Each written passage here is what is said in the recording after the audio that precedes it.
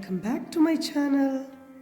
Today let's discuss MEG 15 Block 2 Unit 2 Bhakti Movement and Indian Literature. Block 2 Unit 2 എന്ത് തന്നെ question വന്നാലും ആദ്യം നമ്മൾ ഇൻട്രൊഡക്ഷൻ ആയിട്ട് എന്താണ് ഭക്തി മൂവ്മെന്റ് എന്ന് എഴുതണം. So at the outset let's discuss what is Bhakti movement. The Bhakti movement was a significant spiritual and cultural reform movement in India that emphasized devotion to a personal goal, cutting across caste, gender, and religious boundaries. It emerged between the 7th and 17th centuries and spread across different parts of India. അപ്പോൾ എന്താണ് ഭക്തി പ്രസ്ഥാനം? അത് ഇന്ത്യയിലെ മതസാംസ്കാരിക ചരിത്രത്തിൽ ഒരു സുപ്രധാനമായ പ്രസ്ഥാനമാണ്. ഇത് ഏകദൈവ ഭക്തിയെയും വ്യക്തിപരമായ ആരാധനയെയും അടിസ്ഥാനമാക്കി വികസിപ്പിച്ച ഒരു പ്രസ്ഥാനമായിരുന്നു. Now let's familiar with some important saints and poets included in this Bhakti movement. The Bhakti movement produced many spiritually inspired poets across India who wrote in regional languages and emphasized personal devotion over ritualistic religion. So ഈ ഭക്തി മൂവ്മെന്റിലൂടെ ഇന്ത്യയുടെ വിവിധ ഭാഗങ്ങളിൽ നിന്നുള്ള ഒരുപാട് കവിമാർ ദൈവത്തോടുള്ള പ്രണയം കൊണ്ട് കാവ്യങ്ങൾ എഴുതി. ഇനി നമുക്ക് ഭക്തി മൂവ്മെന്റിലെ പ്രധാനപ്പെട്ട കവികൾ ആരൊക്കെയാണെന്ന് നോക്കാം. First one, Lalleshwari. She is also called Laldev and she is from Kashmir. Second one, Meerabai. She is from Rajasthan. And third one, Kabir. He is from North India.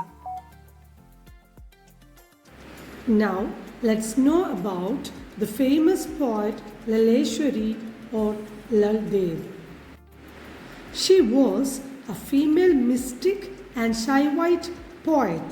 അവൾ ഒരു ശൈവ മതവിശ്വാസിയായിരുന്നു ആൻഡ് ഒരു മിസ്റ്റിക് കവി കൂടിയായിരുന്നു. She composed works or short verses in Kashmiri. അവൾ വാഗ് എന്നറിയപ്പെടുന്ന ചെറിയ ശ്ലോകങ്ങൾ കശ്മീരി ഭാഷയിൽ എഴുതിയിരുന്നു. She explored themes of spiritual awakening and inner realization. ആത്മാന്വേഷണവും ദൈവാനുഭവവുമാണ് അവളുടെ കാവ്യവിഷയം.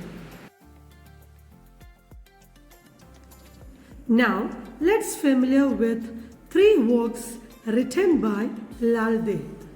Work 1, I was passionate. Work 2, 1,000 times my Guru I asked.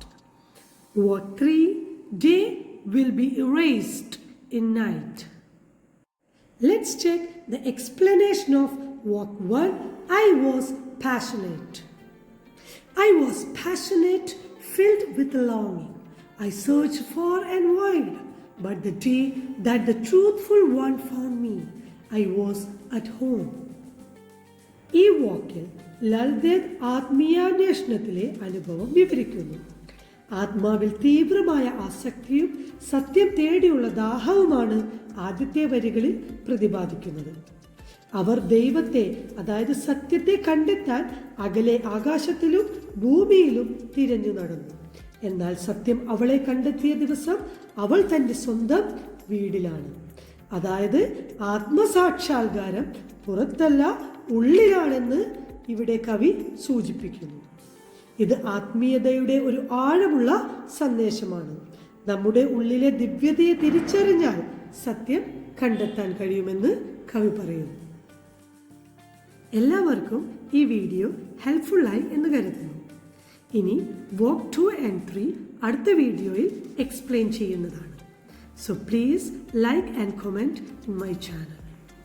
And please do subscribe and don't forget to press the bell icon for more videos. Thank you.